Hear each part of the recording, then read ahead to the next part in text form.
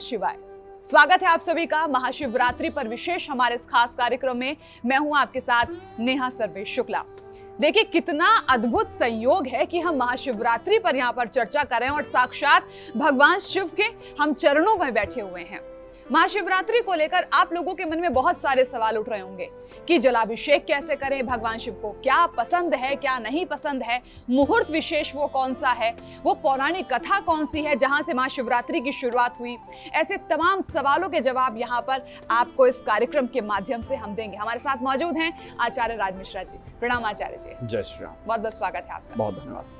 अच्छा आचार्य जी, पहला सवाल ना मेरे मन में ये बहुत दिनों से उठ रहा है कि हम सब लोग तो महाशिवरात्रि की तैयारियां बहुत दिनों से पहले से शुरू कर देते हैं, लेकिन हम आम जनमानस के साथ साथ ऊपर जो देवता हैं आकाश लोक में, स्वर्ग लोक में, वहां भी ये पर्व मनाया जाता है महाशिवरात्रि। अगर हाँ तो कैसे, और पुराणों के साथ इस महाशिवरात्रि का क्या कनेक्शन है? बिल्कुल, अगर देखा जाए हम जिस पर्व को शायद साधारण रूप में मनाते होंगे, लेकिन देवता इसको बहुत बड़े रूप में मनाते हैं। श्री रामचरितमानस की अगर चर्चा करूं, गोस्वामी तुलसीदास जी की चर्चा करूं, तो गोस्वामी तुलसीदास जी ने बहुत सुंदर शब्दों में लिखा है कि विष्णु आदि बिरंच सुरव्राता और चढ़ चढ़ वाहन चले वराता। शिवरात्रि के उपलक्ष्य में सभी देवता, और इवन यहाँ तक लिखा हुआ है कि इस व्रत को देवता ही नहीं मनाते, शिवरात्रि को देव दनुज नर नाग खग प्रेत पितर गंधर्व सब लोग मनाते। हर व्यक्ति की तो बात ही, मनुष्य की तो बात है ही, देवता भी मनाते हैं, राक्षस, गंधर्व, किन्नर, यहाँ तक कि सर्प और भूत प्रेत इत्यादि भी इसको मनाते हैं। साधारण बात नहीं की जाए, यदि भूत प्रेत इत्यादि को देखा जाए तो वो भी इसको मनाते हैं। लेकिन हम भगवान शिव के चरित्र को लेकर के बात करेंगे। श्री रामचरितमानस में गोस्वामी तुलसीदास जी ने बहुत सुंदर शब्दों में कहा है कि यह उमा शंभु विवाह जे नर कहां सुनहि जगावहि, कल्याण काज विवाह मंगल सर्वदा सुख पावहि। ये भगवान शिव और माता पार्वती के इस वैवाहिक चरित्र को, शिवरात्रि के चरित्र को जो व्यक्ति श्रवण करता है, जो व्यक्ति इसके बारे में चर्चा करता है, कहाँ ही सुनहि जगावहि, उसके जीवन में कल्याण काज विवाह मंगल सर्वदा सुख पावहि।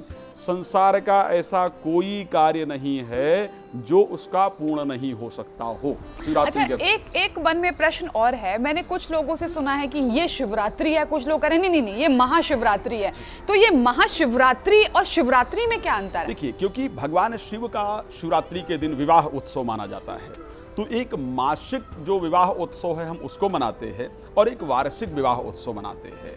तो जो मासिक शिवरात्रि को हम मनाते हैं वो भगवान शिव विवाह की तिथि है, हम उसको निश्चित रूप से सेलिब्रेट करते हैं। लेकिन जो वर्ष में आता है, अब जैसे आपकी शादी हुई तो आप हर माह कहते हैं कि आज की तिथि में हमारी शादी हुई थी, आज की तिथि हमारे लिए स्पेशल है, राइट। लेकिन जब आपकी मैरिज एनिवर्सरी होती है, जब विवाह की सालगिरह होती है, तो आप उसको और प्रसन्नता से मनाते हैं। तो इसी प्रकार जो आपकी मासिक शिवरात्रि है वो निश्चित रूप से मनाई जानी चाहिए, लेकिन जो वार्षिक शिवरात्रि है वो देवताओं को भी अति प्रिय है, भगवान शिव को स्वयं को अति प्रिय है। तो इस कारण से मासिक शिवरात्रि और वार्षिक शिवरात्रि का अलग अलग प्रभाव है। अच्छा, इसकी कोई कथा भी आती है क्या, पौराणिक? देखिए, पौराणिक कथा सबसे अगर बेहतरीन देखा जाए तो श्री रामचरितमानस पूरे विश्व का ग्रंथ है और उसके अंतर्गत ही इसकी कथा आती है। आप लोगों ने शायद श्रवण किया होगा कि माता जो सती हैं, जिन्होंने अपने शरीर को त्यागा पूरी तरह, उसके बाद उनका जो जन्म होता है वो माता पार्वती के स्वरूप में होता है, और फिर एक राक्षस उत्पन्न होता है, तारकासुर जिसका नाम होता है, और वो पूरे जो देवताओं को है उनसे युद्ध करता है और विजय प्राप्त करता है। उसको एक वरदान मिलता है कि भगवान शिव का पुत्र का जन्म होगा, वही आपका वध करेगा। अब क्या होता है कि सभी लोग, जब उनका माता पार्वती के रूप में माता सती का जन्म होता है, तप करती हैं। बहुत नारद जी जाकर के समझाते हैं, वो जाकर के तप करती हैं। तप करने के बाद भगवान शिव को पति के रूप में प्राप्त करना चाहती हैं। देवता आकर के भगवान शिव से निवेदन करते हैं कि आप विवाह करें, और उधर माता पार्वती के पिता को जाकर के नारद जी कहते हैं कि इसको इस प्रकार का पति मिलेगा, जोगी जटिल अकाम मन नगन अमंगल भेष अस्वामी यही का मिले परी हस्त असरेक। इसके हाथ में ऐसी रेखाएं हैं जो भगवान शिव जैसा ही पति, इसको ऐसा पति मिलेगा जिसके शरीर पर वस्त्र कम होंगे, जोगी जटिल, जिसके अंदर कोई कामना नहीं होगी, अकाम मन। तो इस प्रकार का पति मिलेगा। फिर जाकर के जो है वो ऋषि भगवान शिव को प्रसन्न करते हैं, भगवान विष्णु भगवान शिव से आराधना करते हैं। फिर भगवान शिव जाकर के विवाह के लिए तैयार होते हैं। फिर इनका जो कार्तिकेय स्वामी का जन्म होता है और वो तारकासुर का वध करते हैं। कथा बहुत लंबी है, मैंने आपको सूक्ष्म रूप में सुनाने का प्रयास किया है। जो दर्शक हमारे अपने घर में बैठे हुए इस कार्यक्रम को देख रहे हैं, इस कार्यक्रम को सुनने मात्र से उनको भगवान शिव और माता पार्वती का आशीर्वाद प्राप्त हो, तो आइए हम सभी लोग हाथ जोड़ करके भगवान शिव और माता पार्वती की आराधना करते हैं, फिर इस चर्चा को आगे बढ़ाते हैं। ओम भवानी शंकरो वंदे श्रद्धा विश्वासरूपिणो याभ्यां विना न पश्यन्ति सिद्धा स्वान्तस्थमीश्वरो। बोले देवाधिदेव महादेव की जय। तो इस प्रकार से जो कथा, अगर पौराणिक कथा को लेकर के देखा जाए तो भगवान शिव की ये बड़ी सुंदर कथा है, श्री रामचरितमानस। अच्छा, बात कर लेते हैं उन लोगों के बारे में जो कि इस दिन भगवान शिव का जलाभिषेक करने के लिए मंदिर जाएंगे। तो आचार्य जी, सबसे पहले तो मैं मुहूर्त जानना चाहूंगी, क्योंकि मन में होता है ना कि एक अच्छे मुहूर्त में शिव भगवान की आराधना करें। जी बिल्कुल। कौन सा? अगर जल चढ़ाने को लेकर के देखा जाए, जल तत्व लग्न है ज्योतिष के अंतर्गत मानी जाती है। 3 लग्नें स्पेशली जल तत्व मानी जाती हैं, कर्क लग्न, वृश्चिक लग्न और मीन लग्न। इन 3 लग्नों के अंतर्गत भगवान शिव को जल चढ़ा करके आप वो पूर्ण आशीर्वाद प्राप्त कर सकते हैं जिसकी आप कामना रखते हैं। जल तत्व लग्न कब से प्रारंभ हो रही है? सुबह 7:28 से लेकर के और 8:33 तक मीन लग्न व्याप्त रहेगी। बृहस्पति की लग्न है। इस समय जाकर के भगवान शिव को जल अर्पण करने से भगवान शिव का पूर्ण आशीर्वाद आपको निश्चित रूप से प्राप्त होता है। दूसरी जो लग्न प्रारंभ हो रही है उसको अगर उठा करके देखा जाए, कर्क लग्न, दोपहर के अंदर जो लोग प्रातः जल अर्पण नहीं कर सकते हैं उनके लिए दोपहर का समय बहुत महत्वपूर्ण होगा। कर्क लग्न 2:37 से दोपहर को और 4 बजे तक रहेगी। 2:37 से दोपहर को और 4 बजे तक रहने वाली है। इस समय में आप जाकर के भगवान शिव को जलार्पण कर सकते हैं। कई लोग रात्रि में 4 प्रहर की पूजा, भगवान शिव की जो पूजा है 4 प्रहर की करते हैं। कुछ लोग 4 प्रहर का पूजन नहीं कर पाते हैं। लेकिन मंदिर शिवरात्रि को प्रत्येक मंदिर करीब रात्रि में खुला होता है। अगर आपके मन के अंदर कामना है भगवान शिव का वास्तविक आशीर्वाद प्राप्त करना चाहते हैं तो रात्रि में भी एक बड़ा सुंदर मुहूर्त है जो करीब प्रारंभ हो रहा है 11:50 से लेकर के 2:09 पर। इस टाइम पर वृश्चिक लग्न व्याप्त रहेगी रात्रि में। इस टाइम पर भगवान शिव का पूजन किया जाए, निश्चित रूप से लाभ प्राप्त होता है। एक बात है नेहा जी, बहुत सारे लोग ऐसे हैं कि जो मुहूर्त में ही जाकर के पूजन करते हैं, लेकिन कई बार हम शिवरात्रि में पूरे दिन जाकर के या पूरी रात्रि कभी भी जाकर के पूजन करते हैं। यदि आपको कुछ प्राप्ति की कामना है, यदि आपके मन में, भगवान शिव ऐसे देवता हैं जिनको शास्त्र में कहा जाता है कि जो इच्छा करी हो मन माही प्रभु प्रसाद कुछ दुर्लभ नहीं। जो आपकी इच्छा है निश्चित रूप से भगवान शिव की कृपा से प्राप्त पूर्ण होती है। और शिवरात्रि के लिए वाक्य में कहा गया है शिवरात्रि व्रतम नामम सर्व पाप विनाशनम। ठीक है, आचंडाल मनुष्यानाम भुक्तिम मुक्तिम प्रदायकम।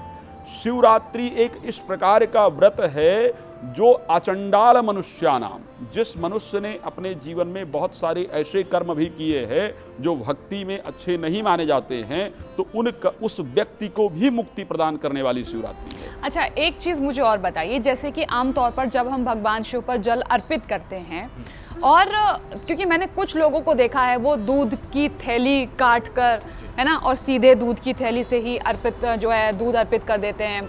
फिर कुछ लोगों को मैंने दही भी ऐसे ही अर्पित करते हैं। मतलब कुल मिलाकर सही विधान क्या है? क्या ये जो विधान चल रहा है आजकल, क्या ये ठीक है? और किस हिसाब से मैं भगवान शिव का अभिषेक करने की सही विधि क्या है? देखिए, सबसे पहले आवश्यक है कि यदि भगवान की पूजा आप करते हैं तो आपने ये बात बिल्कुल सही कहा, क्योंकि बहुत सारी जगह ऐसा देखने को मिलता है कि लोग आते हैं, थैली तोड़ते हैं और दूध चढ़ाने के बाद थैली भी शिवलिंग के अंदर उठा करके डाल दिया करते हैं। ये भी बहुत कुछ देखने को मिला है। और हम जनरली स्वच्छता का जो ध्यान है वो बहुत कम रखते हैं। सबसे महत्वपूर्ण विषय यही है कि जब भी आप पूजन करें आपको स्वच्छता का ध्यान रखना चाहिए। भगवान शिव के पूजा के लिए अगर पॉसिबल हो तो घर से आपको जल लेकर के जाना चाहिए। जब भगवान शिव के मंदिर में पहुंचें तो आपको सबसे पहले भगवान शिव को, अगर आपके हाथ में पुष्प है तो श्रद्धापूर्वक पुष्प अर्पण करना चाहिए, भगवान शिव का आवाहन करना चाहिए। उनको पुष्प अर्पण करके हम ये उनसे निवेदन करते हैं कि मुझे पूजन करने का अधिकार प्रदान करें। अच्छा। हम भगवान शिव से, हम किसी का पूजन, अगर आपको भी मुझे कुछ देना है या आपसे मुझे मुलाकात करनी है तो मैं ऐसे तो नहीं चलाऊंगा, पहले आपसे समय लेने का प्रयास करूंगा। यदि मैं भगवान शिव के पास भी जाता हूं तो पुष्प अर्पण करके उनसे निवेदन करता हूं कि प्रभु मुझे अपने पूजन करने का जो अवसर है वो प्रदान करें, मुझे आशीर्वाद दें ताकि आपका पूजन कर पाऊं। उसके बाद की विधि है कि हमें सबसे पहले जल भगवान शिव को अर्पण करना चाहिए। जल अर्पण करने के बाद हमें दुग्ध अर्पण करना चाहिए, और दूध अर्पण करने के बाद फिर से जल अर्पण करना चाहिए, और उसके बाद दही अर्पण करें। दही अर्पण करने के बाद फिर से जल अर्पण करें। पंचामृत भगवान शिव को 5 चीज़ों से जनरली हम पूजन करते हैं, तो उसमें हो जाती है दूध होता है, दही होता है, शहद होता है, बूरा होता है, और गंगा जल इत्यादि लेकर के ये, और घृत होता है, घी जो आप लोग चढ़ाते हैं। तो ये सारी चीज़ें होती हैं, लेकिन प्रत्येक चीज़, सबसे पहली चीज़ हम जल अर्पण करें, उसके बाद हम प्रत्येक चीज़ अर्पण करने के बाद जल अर्पण करते हुए चले जाएं। और जब सब कुछ अर्पण कर लें, उसके बाद यदि आप फिर और पुष्प आपने ले रखा है तो पुष्प अर्पण करें, या बेल का पत्र या फ्रूट इत्यादि बहुत सारी चीज़ें जो आपके पास सामग्री है उसको अर्पण करें, और अर्पण करने के बाद श्रद्धापूर्वक भगवान शिव से प्रार्थना करें। अगर इस प्रकार की प्रक्रिया के अंतर्गत आप करते हैं तो निश्चित रूप से भगवान शिव का आशीर्वाद। कई लोग, हाँ, एक प्रक्रिया है कि आप अलग अलग सारी चीज़ें अर्पण नहीं कर सकते हैं, तो आप पंचामृत बना करके 5 चीज़ें एक साथ मिला करके, लेकिन पहले भगवान शिव को जल अर्पण करने के बाद फिर आप जा करके श्रद्धा से उस पंचामृत को भगवान शिव को अर्पण करें, और उसके बाद फिर जल अर्पण करें। तो ये 2 प्रक्रिया है। अब यहाँ एक प्रक्रिया और आती है, लोग जल कैसे चढ़ाना चाहिए, किस प्रक्रिया के अंतर्गत चढ़ाना चाहिए, ये भी लोगों के मन के अंदर बड़ी शंका रहती है। तो जब भी आप भगवान शिव की आराधना करने जाएं, तो भगवान शिव की आराधना में सबसे पहले जो हमें जल अर्पण करना चाहिए वो भगवान गणेश जी को अर्पण करना चाहिए। जो भी चीज़ें हम अर्पण कर रहे हैं, चाहे वो हम पंचामृत भी अर्पण कर रहे हैं, तो पहले भगवान गणेश जी को अर्पण करेंगे। भगवान गणेश जी को अर्पण करने के बाद स्वामी कार्तिकेय को आपको अर्पण करना चाहिए। उसके बाद माता पार्वती को अर्पण करेंगे। माता पार्वती के बाद भगवान शिव को अर्पण करेंगे, और फिर स्वामी नंदी को हमें अर्पण करना चाहिए। तो ये जो हमारे लिए है एक खास प्रकार की प्रक्रिया होती है। अब अगर ये विषय उठता है कि दिशा इत्यादि किस तरफ होनी चाहिए, तो भी एक बहुत महत्वपूर्ण विषय है, जिसमें जल चढ़ाते वक्त उत्तर दिशा बुद्ध की दिशा मानी जाती है, उत्तर दिशा कुबेर की दिशा मानी जाती है, और उसके साथ उत्तर की दिशा की तरफ मुख करके जल चढ़ाना फायदेमंद है। या शिव की दिशा ईशान कोण, उत्तर और पूर्व का जो कोना है, ईशान कोण की तरफ फेस करके यदि हम शिव को जल अर्पण करते हैं, तो निश्चित रूप से जो हमारी मनोकामनाएं हैं वो पूर्ण होती हैं। चलिए, तो यहाँ पर विशेष विधि क्या हो सकती है, पूरा प्रोसेस क्या हो सकता है, ये हमने आपको यहाँ पर बताने का प्रयास किया है। मंत्र का भी बहुत बड़ा महत्व है। अभी आपने भी मंत्रों की महिमा के बारे में बताया। मंत्र क्या होना चाहिए जब अभिषेक कर रहे हैं? तो जब आप जलाभिषेक भगवान शिव पर कर रहे हैं, साधारणतया तो भगवान शिव को बहुत भोले कहा जाता है नहीं? भगवान शिव से भोला कोई देवता नहीं है, और बहुत साधारण चीज़ों में प्रसन्न होने वाले देवता भगवान शिव हैं। यदि आपको मंत्र कोई आता है भगवान शिव का, मंत्र बताने का प्रयास करूंगा, लेकिन साधारणतया ओम नमः शिवाय मंत्र का जप करते हुए भी भगवान शिव को जला अभिषेक किया जा सकता है। ओम नमः शिवाय मंत्र का जप करते हुए भगवान शिव का जो जलाभिषेक है वो श्रद्धा से किया जा सकता है। या साधारण मंत्र आप कर्पूर गौरम करुणावतारम संसार सारम भुजगेंद्रहारम सदा वसंतम हृदयारविंदे भवम भवानी सहित हनुमान, इस मंत्र का प्रयोग किया जा सकता है। अच्छा। इस मंत्र में भवम भवानी यानी भगवान शिव और माता पार्वती, ये हम विवाह के उपलक्ष्य में उनका जलाभिषेक कर रहे हैं, और दोनों का जो अभिषेक है, दोनों का जो नाम है वो इस मंत्र के अंतर्गत आ रहा है। अच्छा, एक चीज मुझे छोटी सी और पूछनी है, जैसे आजकल एग्जाम्स का भी टाइम है, जी बिल्कुल, तो माता पिता कहीं ना कहीं संतान को लेकर टेंशन में रहते हैं कि मार्क्स अच्छे आ जाए, मेरे बच्चे का दिमाग कंसंट्रेशन बढ़े, अच्छे मार्क्स आए और उसका भविष्य भी उज्जवल हो। तो क्या इसका कनेक्शन शिवरात्रि के साथ हम जोड़ सकते हैं, भगवान शिव की पूजा के साथ? भगवान शिव साधारण देवता नहीं है। भगवान शिव वो देवता है जो आपके भाग्य को बदलने वाले देवता कहे जाते हैं। भगवान शिव को कहा जाता है भाव्यु मेट सके त्रिपुरारी। भगवान शिव वास्तविक बुद्धि को प्रदान करने वाले देवता है। तो यदि बच्चा एजुकेशन में नहीं या जीवन में किसी प्रकार की प्रॉब्लम चल रही है, भगवान शिव की आराधना निश्चित रूप से लाभप्रद होती है। यदि किसी के एजुकेशन में प्रॉब्लम आ रही है, बच्चे का पेपर इत्यादि अच्छा नहीं हो रहा, या पढ़ाई पर कंसंट्रेट नहीं कर रहा है, या कोई किसी कॉम्पिटिटिव एग्जाम की तैयारी कर रहा है, तो ऐसे कंडीशन के अंतर्गत भगवान शिव का एक बड़ा सुंदर मंत्र है, ओम नमः शिवाय शांभवे करकेशाय नमो नमः। ओम नमः शिवाय शांभवे करकेशाय नमो नमः। इस मंत्र का यदि शिवरात्रि के दिन श्रद्धा पूर्वक बैठ करके जप करे तो निश्चित रूप से उसको बहुत सुंदर लाभ होता है। पंचामृत में केसर भी युक्त करे, पंचामृत में केसर को मिलाए और केसर वो पंचामृत भगवान शिव को जाकर के अर्पण करे, और उसके बाद जो नीचे शिवलिंग से जल गिरता है उसको थोड़ा सा एक पात्र के अंदर रखे, और उसको प्रतिदिन करीब करीब थोड़ा सा डाल करके जल में और अगर पान करे तो निश्चित रूप से इंद्रियां जो हमारी हैं वो खुलती हैं। लेकिन लोग तो कहते हैं कि शिवलिंग पर चढ़ा हुआ कोई भी पदार्थ सेवन नहीं करता। ऐसा नहीं है, शिवलिंग पर चढ़ा हुआ कोई पदार्थ सेवन करने का ये नियम नहीं कि कोई पदार्थ, मान लिया जाए कि यदि आप प्रसाद स्वरूप कुछ ग्रहण करना चाहते हैं तो ऐसा बिल्कुल भी नियम तो नहीं है कि आप उसको नहीं कर सकते हैं। अच्छा, एक चीज और मेरे मन में आ रही है, क्योंकि शिवरात्रि है, शिव की रात है, और थोड़ी देर पहले आपने मुहूर्त भी बताया कि रात को हम इस टाइम से लेकर पूजा कर सकते हैं। तो आज की रात जो लोग पूरी तरह शिव को समर्पित होना चाहते हैं, वो विशेष आराधना क्या होगी और मंत्र विशेष क्या होगा?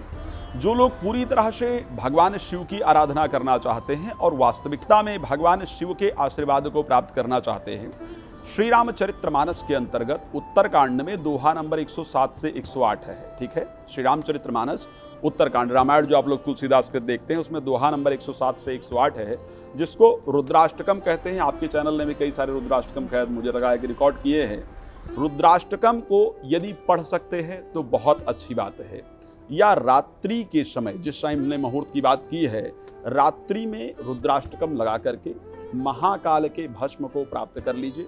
महाकाल के भस्म को मस्तिष्क पर लगा करके श्रद्धा से आंख बंद करके भगवान शिव का स्मरण करते हुए और भगवान शिव का यहाँ से स्मरण करते हुए और भगवान शिव से इस प्रकार की प्रार्थना करते हुए कि हे प्रभु, जाने में अनजाने में इस जन्म या पूर्व जन्म में यदि मुझसे कोई ऐसी भूल हुई है जिसके कारण मुझे आपका आशीर्वाद प्राप्त नहीं हो रहा है, तो आज विनम्रता से श्रद्धा पूर्वक मैं आपकी शरण में आया हूं, अपनी कृपा को प्रदान करें।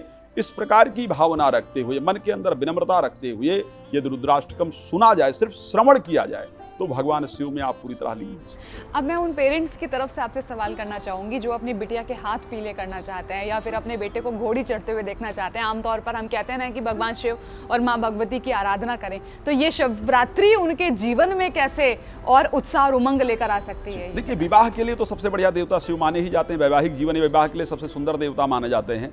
यदि कोई कन्या जप कर पाए, और निश्चित रूप से इस मंत्र से रिजल्ट आएगा, ध्यान रखिए, जो बता रहा हूं इसको मैंने प्रयोग कराया है और बड़ा सुंदर रिजल्ट प्राप्त हुआ है। एक बड़ा सुंदर मंत्र है, ओम ह्रीं गौर्यै नमः, हे गौरी शंकरा अर्धांगी, यथा तुम शंकर प्रिया तथा माँ कुरु कल्याणी, कांत कांता सुदुर्लभाम। ये बड़ा सुंदर मंत्र है, अगर इसको कर पाए तो ये करें। निश्चित रूप से 41 डेज अगर श्रद्धा से कर लिया तो आपको रिजल्ट मिल जाएगा। बेटा और बेटी दोनों के लिए दोनों कर सकते हैं। खैर, ये शिवरात्रि माँ भगवती और भगवान शिव का आप लोगों पर खूब आशीर्वाद बरसे, यही हमारी मंगल कामना है।